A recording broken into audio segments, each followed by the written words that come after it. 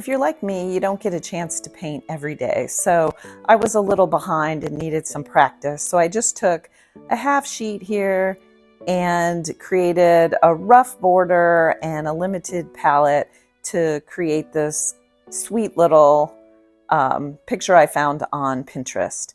So I needed some practice with my washes, and I'm starting here with a dry piece of paper, but I'm going in with a really light wash in order to pick up some of the warmth. So what I'm doing here is I'm just looking at the reference photo and I'm trying to identify where is the warmth coming from, and that'll create a nice little underpainting.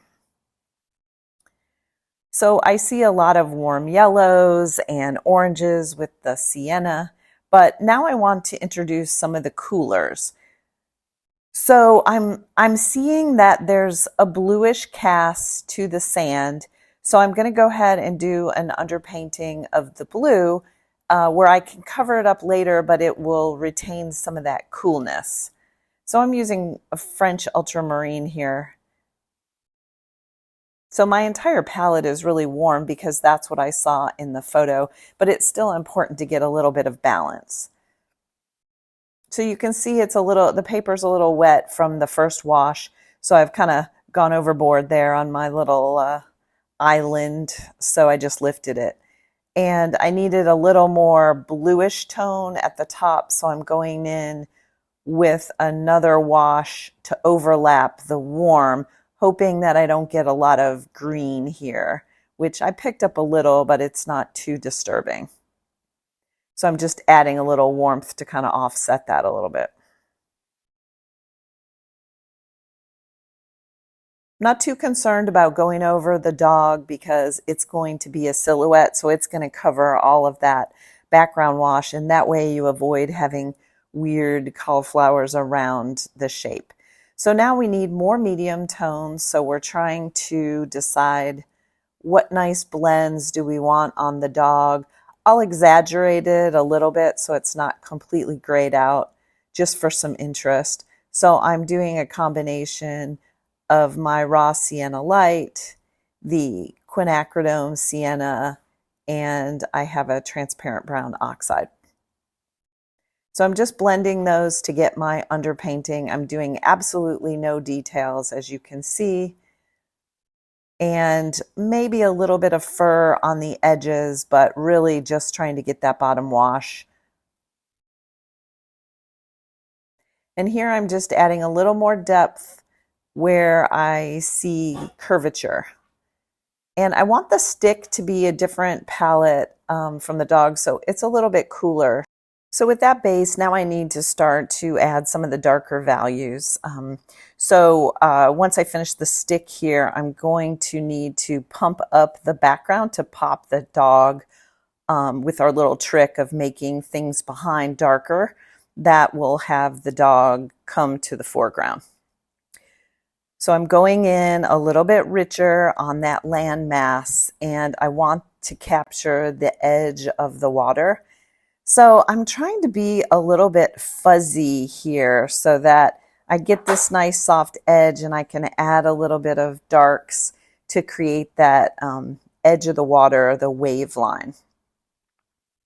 So I'm trying different techniques as I go. There's no perfect do this exactly and your water will look good every time. It's really a lot of just practice and see what is the water doing today. So try some marks. If they look too severe, then blur them in with a little bit of water. Keep varying the colors. So the shadow here needs to be a little bit deeper. And I had mentioned the blue was more of an underpainting, so I'm going in on top with more of the brown values and trying to capture some of the reflection on the sand to differentiate the warmth from the water. And I'm really just building up as I go here. So I keep scanning the photo and realizing I need more darks here. So I go in and I make a few adjustments, trying not to overwork the area. Watercolor is always the most beautiful when it's a few transparent layers. My palette here is very limited and warm, so it is a bit muddy, but that is what the reference photo has. So, you know, I'm going to be okay with that. And as an artist, you really have to determine how closely do you want to follow the reference photo, or do you want to pump up? I think this could have benefited from the orange being a little bit more intense. I could have used my Aussie red gold, and I think that really would have captured more of that sunset. But again, I hadn't been painting for a while, so this is me getting back to it and practicing. So I'm happy you're practicing along. And as always, I'm learning as I go and just trying to share my experiences with you so that we can all move forward together. So finally, I'm feeling like the shadow is starting to be the right value, and I'm cautious not to overwork it. But I need a few more details here showing the skimmed water on the sand for that reflectiveness. And you can see some of the light now that I've put the darkers in, like especially between his front paws, it's starting to shine through and show more of a reflective surface. And you just have to be patient and keep adding these little details, looking at the reference photo to pick up on where are the darks, where are the lights, what do you need to adjust. Again, the stick here needed to be a little more intense on the edge because the sunlight is hitting the other side of it, so it's going to be more intense. And my face on the dog was a little flat. I didn't have any details. It really doesn't look like the stick is in its mouth because I just kind of went over it ambiguously. So I'm trying to capture the ear here with a little negative painting and carry on that darker value along the back side.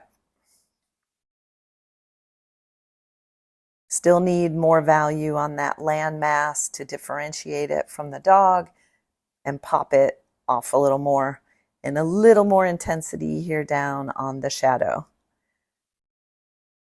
So you can see once you make an adjustment to one part, you have to go in and adjust another part. And then the more you do that, the more it comes alive.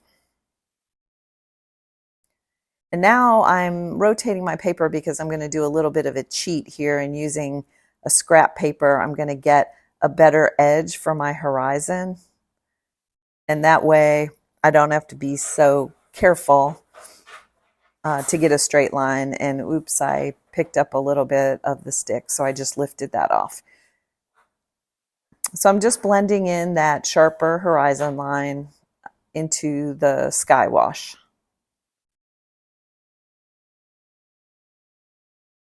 And still feeling like I needed more darks on that water edge, I go in a little bit heavier here. I didn't quite capture the feeling of the wave, so I keep trying different techniques to say to myself, will this work? Let's try this, blend it, move it. And again, a lot of it is just experimental. And then once you get something you like, you can do more of that on the painting.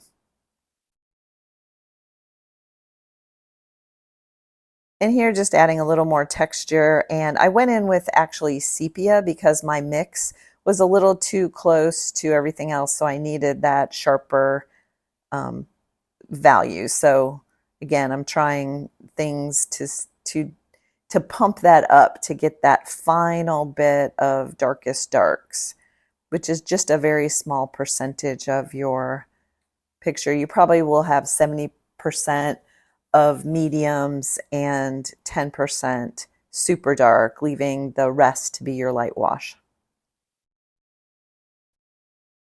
So trying to make it look a little more like the stick is in the mouth, but I really needed to catch that a little earlier. But, you know, again, I hadn't been painting, and so this is a great get back to it, explore some, you know, different techniques in the water, what makes it look more reflective.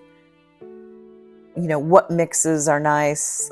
Overall, I am happy with the limited 4 colors I used here, plus the sepia. And I think that was really nice. The only swap out I would have done is probably used, as I mentioned, Aussie Gold instead of the sienna. But I hope you enjoyed this and you too will continue your daily practice. Thanks as always for joining me. See you next time.